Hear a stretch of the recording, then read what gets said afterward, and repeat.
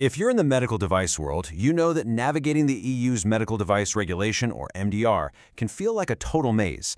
It's complex, the stakes are incredibly high, and, one wrong turn can be a huge setback. But what if you had a map, a guide that shows you exactly where you are, where you need to go, and the best path to get there?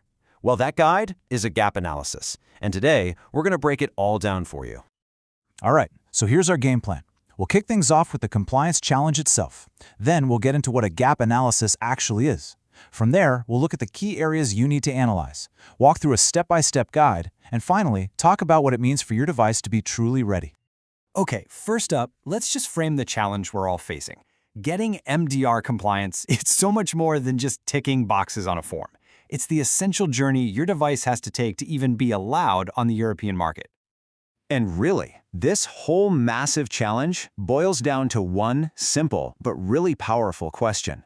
On one side, you've got where you are now, all your current documents and processes. And on the other, you have where you need to be, full MDR compliance. So the big question is, how do you bridge that divide? And let's be clear, the stakes couldn't be higher. Getting this right is the key that unlocks access to the entire European market, which is huge.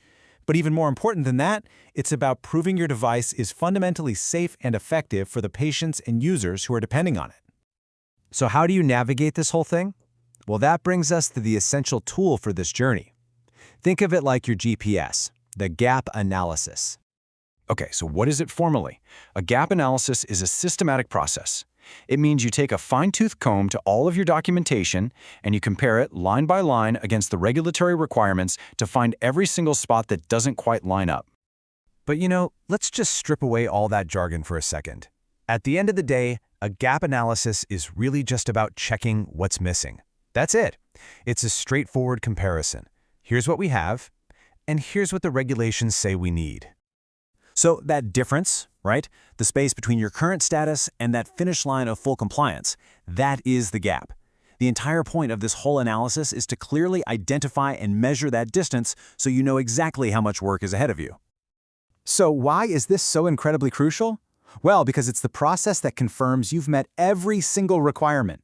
It proves you have the solid safety and performance evidence you need. It gets you totally prepared for the intense scrutiny of an audit. And maybe most importantly, it helps you avoid really costly delays or, even worse, rejections down the line. Okay, so we've got a handle on what a gap analysis is. Now let's dive into what it actually covers, the key areas you need to put under the microscope. And let me tell you, the scope is comprehensive. We're not just talking about one document, it's the whole ecosystem around your device. This includes your quality management system, all your technical documentation, your clinical evaluation, the risk management file, but it also covers what happens after the device hits the market. Things like your post-market surveillance, or PMS system for collecting data, and your post-market clinical follow-up, your PMCF plan, which is all about keeping that clinical evidence fresh. It's basically a complete health check of your entire compliance setup. And here's the really crucial point. This can't just be a high-level overview. Within each of those big areas, the analysis has to get granular. Seriously, think of it like a super detailed line-by-line checklist that makes sure every single component is perfectly aligned. That's the big mindset shift with the MDR. It requires living documents, not something you create once and just stick on a shelf. Now, I know this can sound a bit overwhelming, but it absolutely doesn't have to be. We can break this whole thing down into a really practical, step-by-step guide that makes the process feel manageable and, most importantly, actionable. Here it is, a simple 7-step process.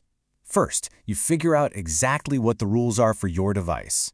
Then, you take a hard look at what you already have.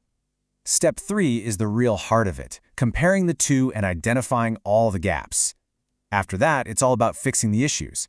You create a plan, you execute that plan, and then you circle back and recheck everything. It's a logical cycle. Find the problem, plan the fix, do the fix, and then make sure it worked. So what does that corrective action plan look like in the real world? Well, it's basically your to-do list. For instance, if you find your risk file is outdated, the action item is to update it to the latest ISO standard. Or, if you realize you don't have a post-market clinical follow-up plan, the action is to create one according to the specific MDR annex. See? Every gap you find gets a direct, specific solution. Let's just boil this down to one super simple example. Let's say your clinical data is from 2014. Okay, there's your status. The gap? That data is way too old to meet the strict new MDR standards. The action? It's simple. You have to perform an updated literature search and get some fresh data in there. Status, gap, action. That's the rhythm. So you go through all this work. What's the big payoff? Well, it's all about the end game, ensuring your device is absolutely 100% ready for the market. And this is what that looks like. A successful gap analysis doesn't just give you a bigger pile of paperwork. It results in a device that is demonstrably safe, fully compliant, and completely ready for regulatory submission. It's that final stamp of approval you need before you can move forward. So, I'll leave you with this one final thought. In the world of MDR, the biggest risk you face isn't the problems you already know about, it's the ones you don't. The most dangerous compliance issue is always the gap you haven't found yet. So the only question left is, are you ready to go look for it?